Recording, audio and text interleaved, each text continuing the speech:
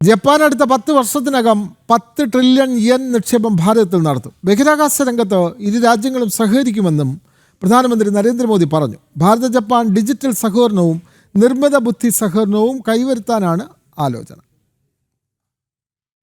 സാമ്പത്തിക രംഗത്തെ സഹകരണം പോലെ ശക്തമാണ് ഹരിത വികസന രംഗത്തും ഇരു രാജ്യങ്ങളും തമ്മിലുള്ളതെന്ന് പ്രധാനമന്ത്രി നരേന്ദ്രമോദി പറഞ്ഞു.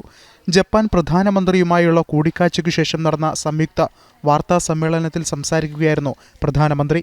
അപൂർവ ധാതു വിഷയത്തിൽ സഹകരിക്കുന്നത് സംബന്ധിച്ച് ചർച്ച ചെയ്തു.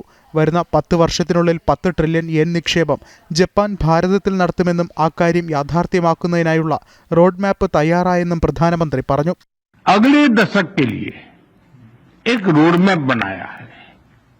हमारे विजन के केंद्र में investment, innovation, economic security, environment, technology, health, mobility, people to people exchanges and state prefecture partnership, ये प्रमुख बातें हैं.